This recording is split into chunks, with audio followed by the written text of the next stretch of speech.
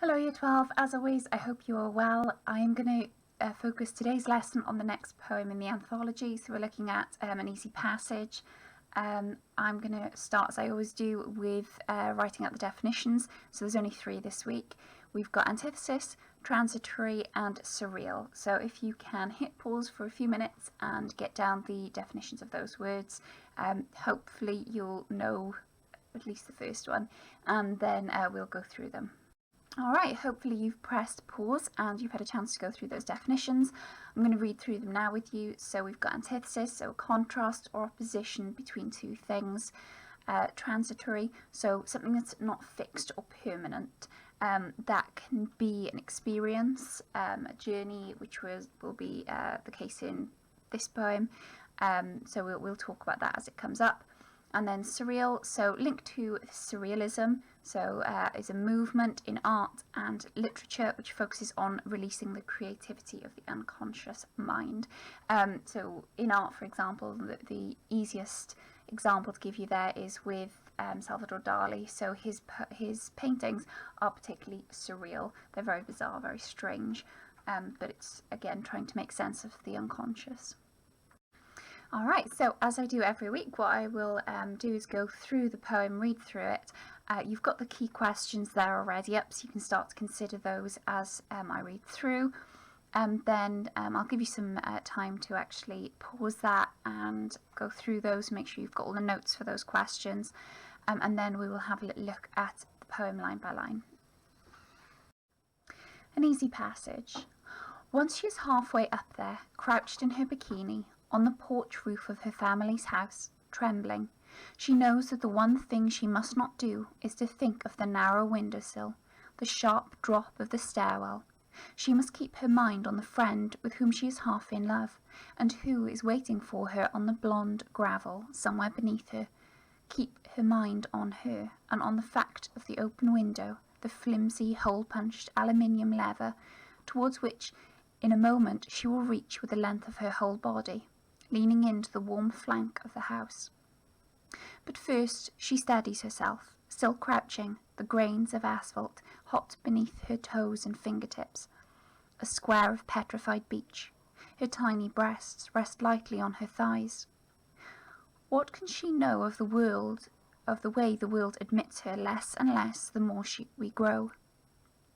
For now, both girls seem lit as if from within, their hair and the gold stud earrings in the first one's ears, for now the long, grey eye of the street, and far away from the mother who does not trust her daughter with a key, the workers about their business in the drab electro-planting factory over the road, far too, most far, from the flush-faced secretary who, with her head full of the evening class she plans to take, or the trip of a lifetime, looks up now from the stirring omens of the astrology column at a girl, 13 if she's a day, standing in next to nothing in the driveway opposite, one hand flat against her stomach, one shielding her eyes to gaze up at a pale calf, a silver anklet, and the 5 neat shimmering oyster-painted toenails of an outstretched foot, which catch the sunlight briefly like the flash of armaments before dropping gracefully into the shade of the house. Now hopefully you will pause that and have a look at the poem yourself and give your own critical opinion before listening to and making notes on my own ideas and then obviously the ideas that I've looked up. So have a go at those, write them up, and then we will dive into our line-by-line analysis that we usually do. Before we do dive into that line-by-line analysis though, I just want to reiterate that by getting you to answer those questions, it's all about developing your own critical analysis of the poem. So don't worry if some of the impressions that you formed are different to some of the things that I'm about to say, or some of the things that obviously I've researched and found out about. It's not to say that your perspective is invalid here, and actually a lot of you have come up with some really great ideas on the poems that I haven't considered and that I haven't read elsewhere. So that's really good. Don't worry and don't think that your perspective is not valid. It is. If you've got the evidence there and you can explain it clearly, then you know your opinion, your critical opinion is valid. So make sure that you do include it and don't worry that it's not valid. Okay, hopefully you have your own ideas now and you've gone through those questions. So what I'm going to move on to doing is the line-by-line analysis, as I always do, and starting with the title, so An Easy Passage. Like with most of the poems that we've looked at so far, it's quite an ambiguous title, and it can allude to this idea then of a journey or rite of passage, both associated with growing up and the idea of transitioning, so going from being young children to being then adults, adolescents. So an easy passage, the idea of growing up. It's interesting as well that we've got the use of easy there, where we can actually question whether we think that's quite misleading. The idea of growing up and change can actually be quite difficult for a lot of young people.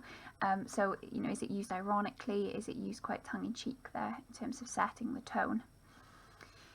Right, so once she's halfway up there, so interesting way to start the poem. We start with the adverb, and like again with many of the poems that we've looked at, it almost sets a narrative style to the poem and gives us that time once she was halfway up there. Now, additionally, the use of halfway as well, key metaphor there. It's almost the point of the poem, this idea of halfway and transitioning. If you remember, we looked at that idea of transitory, that key word, and that's what we have in this poem, this idea of change and developing, being a sort of an adult and coming from childhood.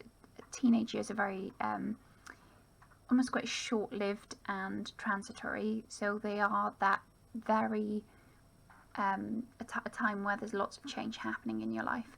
So there's lots of transition, lots of development, lots of change, so therefore it's a very transitory state to be in. Okay, so crouched in her bikini on the porch or roof of her family's house, trembling. So it's interesting there with the description of what she's wearing as well. Now, what others have said about that is the idea then of maybe questioning sexuality, being sort of adolescence being that time where sexuality is you start to explore sexuality, and maybe that's symbolic of that element of adolescence here in what she's wearing. And also that idea of pushing boundaries a little bit as well, the fact that she's in her bikini outside the house. You wouldn't expect that, maybe at the beach or something, but sort of it jars with the setting then of where she is. On the porch roof of her family's house, so she's obviously somewhere she shouldn't be, so again it could link into that idea of pushing boundaries. So that preposition on the roof of the house, on the porch roof of her family's house, indicates here some rebelliousness as well. Trembling, so that verb, could it suggest fear or excitement? Maybe then linked into that rule breaking, that she's somewhere where she shouldn't be and that she's pushing boundaries, which is a very common thing in adolescence. And actually there is research to show that during adolescence, when the brain is developing, you're less likely to sort of pick up on when you're in danger, so you're more likely to do risky behaviours and engage in risky behaviours. Okay, so she knows that the one thing she must not do is to think of the narrow windowsill. So again, that description there of the windowsill, the adjective narrow, suggesting, it's quite small, that it's quite dangerous. So reinforcing that idea of it being quite a dangerous situation and rebelling, linking to those ideas.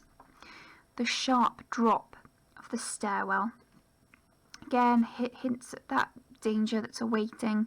It could link to adulthood and the idea of, more things become sort of scary and dangerous as you grow older.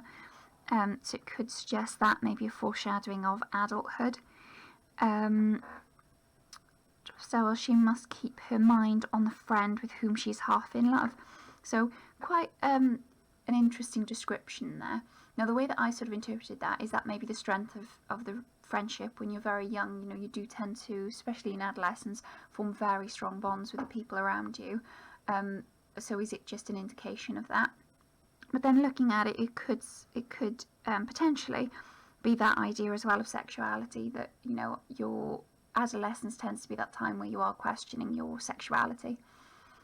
So there could be that hint that actually by being in love with her friend, maybe she does have feelings for members of the same sex.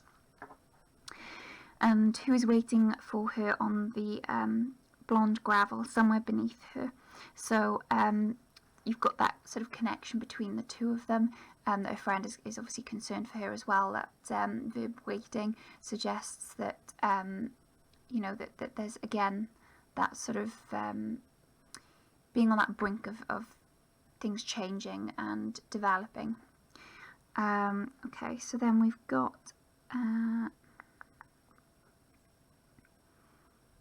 keep her mind on her and on the fact of the open window, the flimsy hole-punched aluminium lever. So again, it all links into this idea of danger, the idea that we've got those words flimsy, open, and you've got that lexical set really that from what we've read just now, that all sort of links into the idea of danger. And you could say as well, flimsy is suggestive of instability, which, you know, adolescence can be that time in your life where you do feel quite unstable in terms of you've not really formed that concrete idea of who you are as a person yet, your identity. And identity is such a key theme that we've looked at in so many of the poems. But just, I mean, unstable in that sense that you haven't really figured out who you are as a person yet, so things are not steady, they're still changing, parts of your identity are still changing.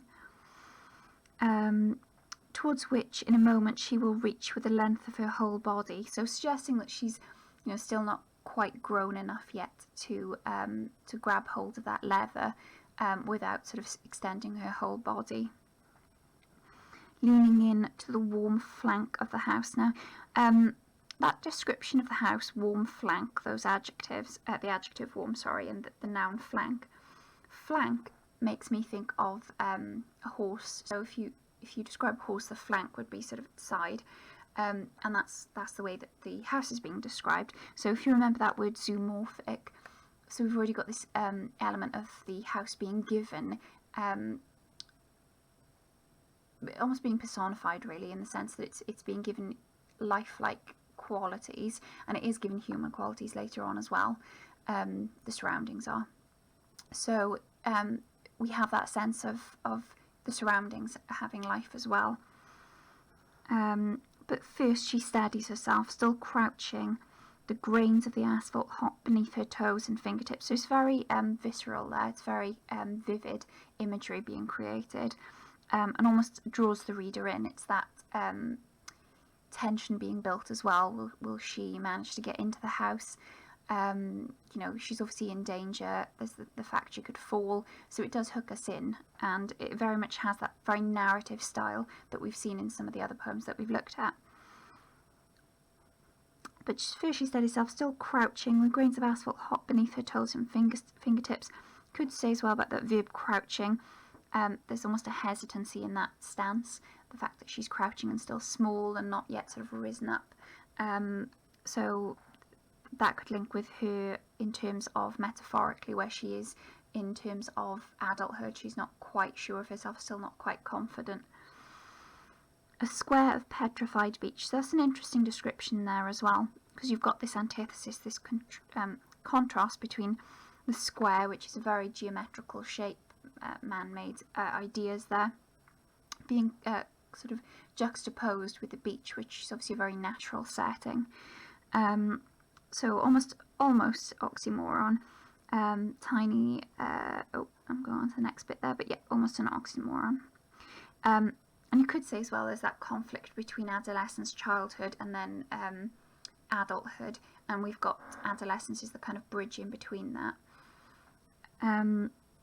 Again, you could say the adjective petrified beach, suggests as well that the street beneath her, that paved bit of street is actually again being personified. So it's actually feeling scared for this girl who is stood on her roof, who could fall at any moment as well.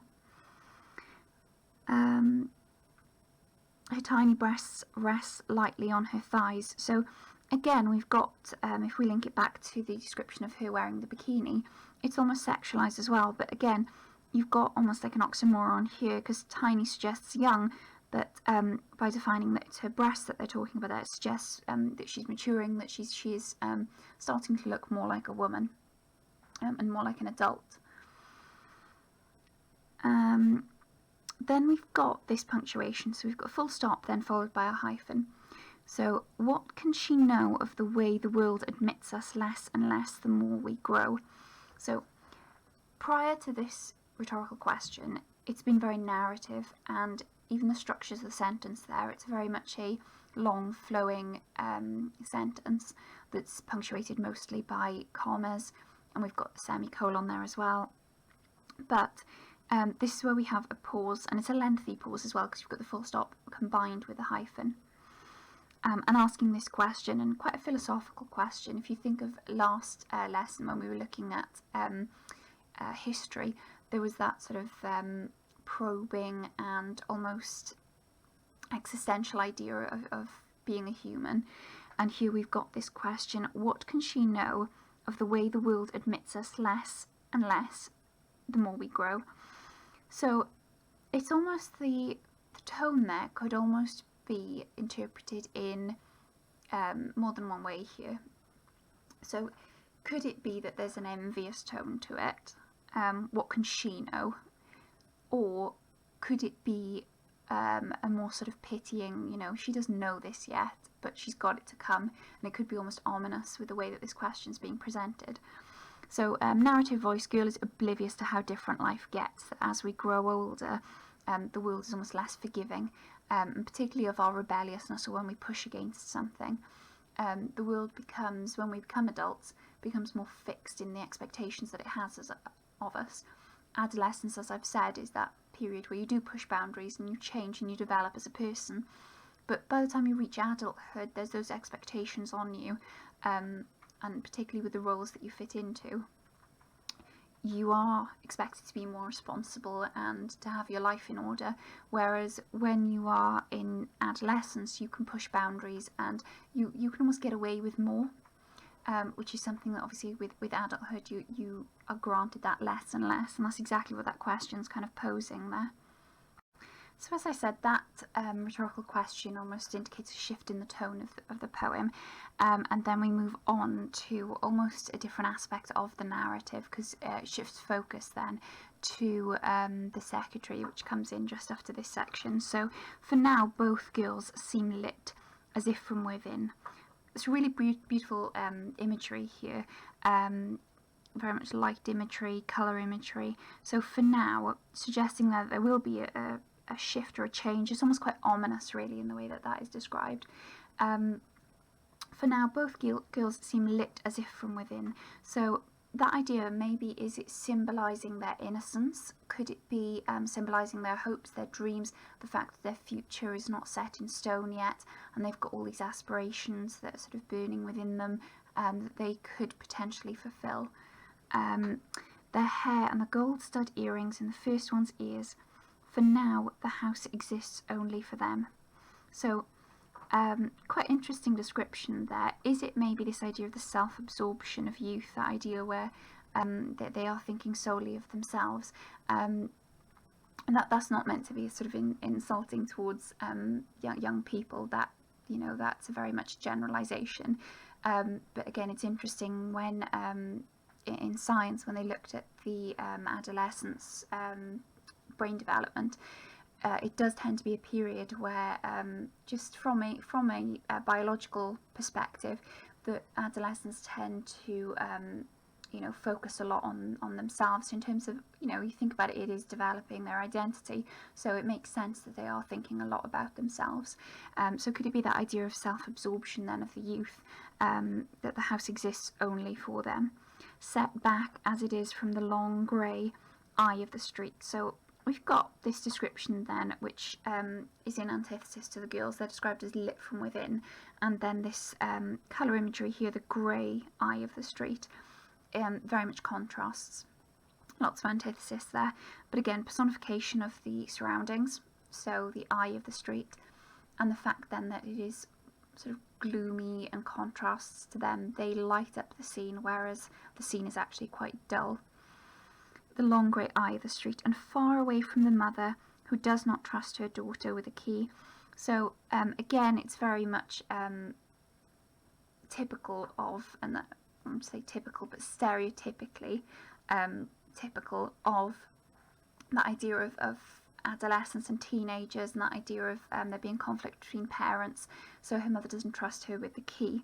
So it could be justified, but we get that sort of identity. We do identify with the girl from everything that's been described before it. We're rooting for her, and it's almost written in that way to be narrative to begin with, so that we do side with her, and it does cast the mother in a more negative light for not trusting her daughter. The workers about their business in the drab electroplating factory over the road. So again, that idea of linking in then to the world of work and adults, and as I was saying, again, that quite the drabness, the dullness of the real world around them. So a hint at the world of work, and you've got then as well far to most far, and it's interesting that this is sort of emphasised. You've got the repetition of far, and you've got these adverbials there suggesting how much. So most far, too far, from the flush-faced secretary. And it's interesting because actually, in terms of the people identified there, her mother, excuse me, the workers, she's probably, the secretary is probably the closest one in terms of physicality to the girls. Because she's the secretary, she's at the front of this electroplating factory. She's probably closest to them than anyone else. But actually, is it maybe suggesting then that it's not physically, but actually that they're worlds away in terms of where they are in their life? The secretary is obviously going to be someone older, an older woman, and then obviously there's these two young girls. So there's distance, there's a massive distance in terms of age and where they are in life, stages of life. From the flush-faced secretary, so you've got the alliteration here, far from the flush-faced secretary as well, sort of emphasising her position and where she is. Maybe that idea of her being flush-faced. Is she very busy? Is she stressed? And again, offers a contrast to those girls who are lit from within.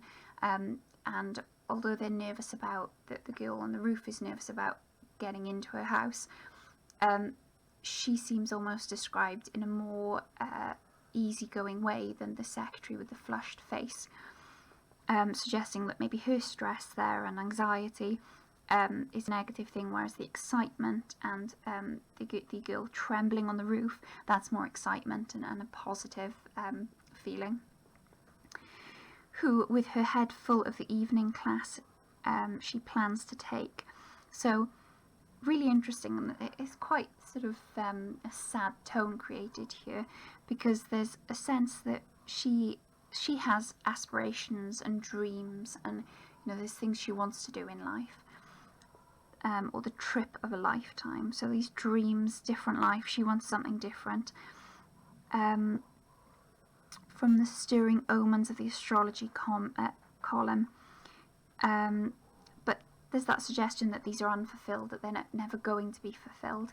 The trip of a lifetime, the evening classes, they're all things she aspires to do and to be, and these dreams and hopes, but they're sort of tinged with that reality that she probably won't do them, which is in direct contrast with the young girls whose lives are just beginning, and that they are still full of hope for the future, and they've still got all these dreams that they can achieve.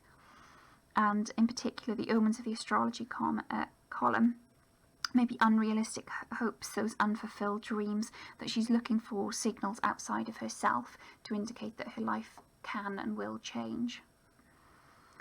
At a girl, 13 if she's a day. So now we've got the secretary has seen these girls across the street, and she's looking over to them, and she's sort of watching them. 13 if she's a day, so quite colloquial there as well. Standing in next to nothing, again, that colloquialism, that youth, and links back to the bikini that she's wearing at the beginning. Again, is that quite a maybe cynical viewpoint from the woman, the secretary? And again, it could be because as a woman, she wouldn't be able to get away with what these two young girls are doing. And is there maybe an envious tone to that? So when she's saying next to nothing, is it meant to be almost negative in the way she's thinking of these girls. In the driveway opposite, one hand flat against her stomach. So that contrast there of this secretary, this older woman watching on as these girls then are, one of the girls is trying to get into the house and the other girl is standing down waiting for her friend to get into the house. And this is now focused on the girl standing outside the house.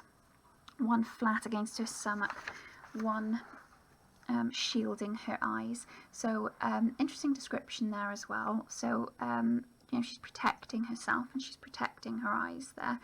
And as I said, it's unusual, I suppose, because we get this idea of young people, again, maybe stereotypically, but being quite reckless and not really thinking about safety. So ironic that then she's protecting herself and shading her eyes.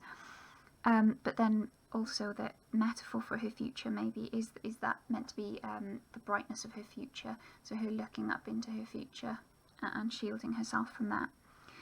To gaze up at a pale calf, so focusing then the young girl standing outside the house is looking up, shielding her eyes, looking at her friend, looking at her friend's pale calf, a silver anklet, and 5 neat shimmering oyster painted toenails. So the silver necklace, quite interesting description here. So they're quite gaudy aspects that potentially the young girl is wearing to maybe appear more grown up. Silver as well is often in literature associated with femininity. So again, that idea of transitioning womanhood, that transitory period of adolescence, that bridge between childhood and adulthood.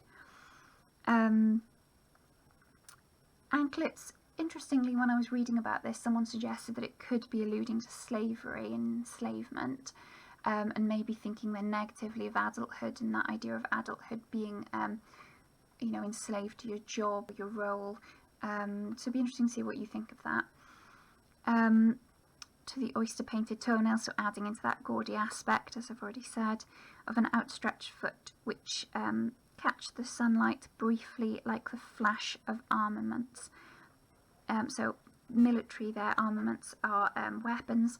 So military, that idea of maybe a flash, is it that idea of firing? But then there's a link to violence there if it is, and a hint maybe to the future of it being something that you're conflicted over.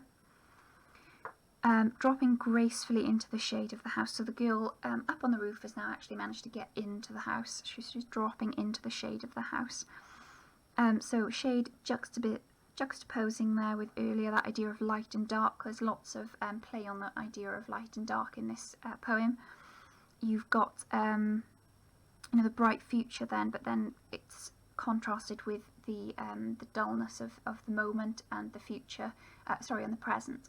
So the future is very bright and hopeful, whereas the present is very dull and depressing and drab. So what I'll go through now, I'll go through some ideas, and then I will sort of go through the themes with you as I usually do. So my notes then, I will, hopefully that's nice and clear. Just adjust that so you can see that clearly. Okay, so you could look at the poem as an allegory then for the passage from childhood to adulthood. So an allegory being a tale, a story told that has a message attached to it. So single stanza structure, I will go through the structure in a moment as well in a bit more detail, but it's a single stanza structure. It reflects maybe the simplicity of the poem's content, because on the surface there are some very clear and obvious ideas that are touched upon. But as I said, I will go into that in a bit more detail in a moment. So contains a wealth of contrasts. So I already mentioned there at the very end that idea of light versus dark, but you can also pick up on some of the other contrasts, that idea of the inside being the house and the world of work that's mentioned later on, and then the outside, and the childhood versus adulthood theme, which hopefully is clearer now that we've gone through it. And that idea as well of work and play, so the contrast with the older secretary sitting in the factory compared with then the girls who are sneaking into the house of one of the girls. Changing perspective shifts then, so we have the shift from the girl, so it focuses on the girl to begin with, then the narrator kind of intrudes and asks that rhetorical question, and then we have the perspective of that world-weary adult, the secretary, at the very end. So transitory experience of teenage phase of life in opposition to fixed adult portrayed in the poem, so that contrast. And as I said, seeing adolescence then as a very much a transitory experience. So it's that bridge between being a child and then becoming and developing and growing into an adult. So quite an observational tone as well. If you've noticed, throughout the poem we have that lack of dialogue, and it's very much, you know, she does this, she does that, the street does this. So it's very observational and more of a narrative position then that's given.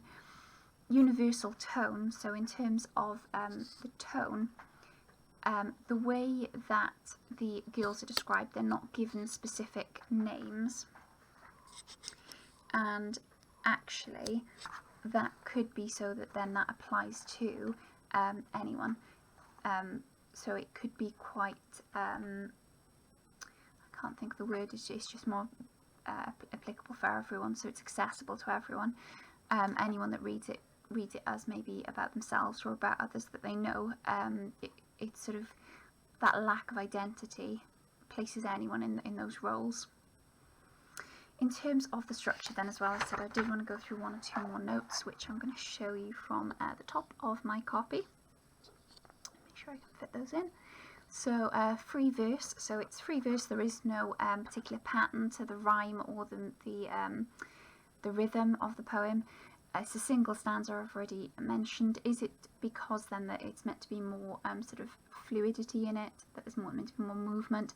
You've got those very long sentences at the start of the poem and at the very end of the poem, and there's sort of shorter sentences in the middle, so to indicate maybe that shift in narrative development. Also the fact that it's in the present tense means that we can get very detailed observations that are included in descriptions. So again, as I said, the structure there, could it be because on the surface of it the message is meant to be quite straightforward?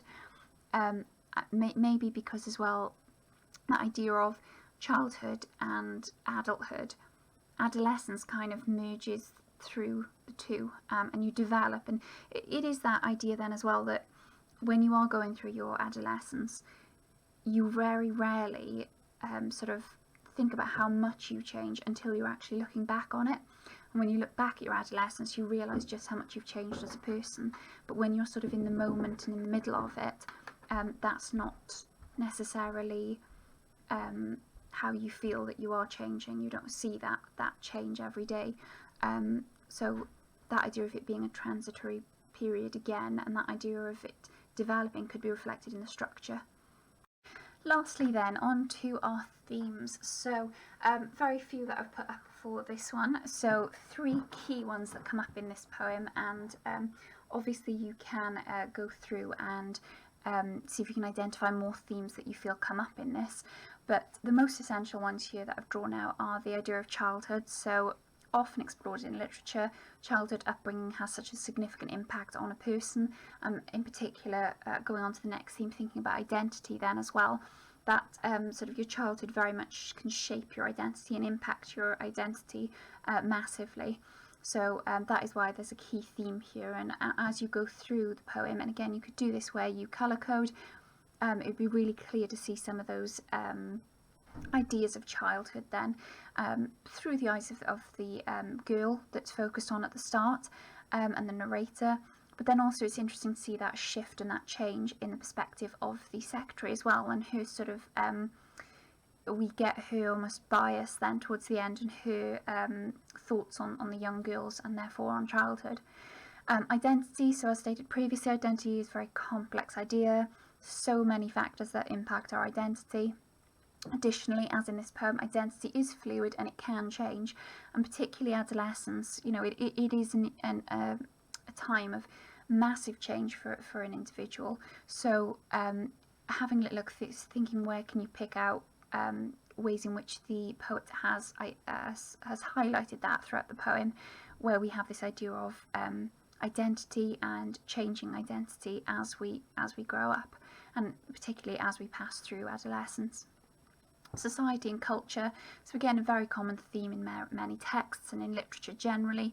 So think about sort of the social norms then in society and cultural upbringing, how that again can have, you know, massive impact on us throughout our lives, and particularly the expectations in society. You can see how there's those different expectations on the young girls, where they're allowed to have this kind of rebellious streak to them. You know, they're in their bikinis, one of them trying to sort of sneak her way back into her house. And you've got the contrast then of the secretary, who, as I said, she wouldn't be allowed to do that in terms of societal norms. You know, she's expected to go to work and to have that job, and, you know, she's quietly then working on ways that she can change her life.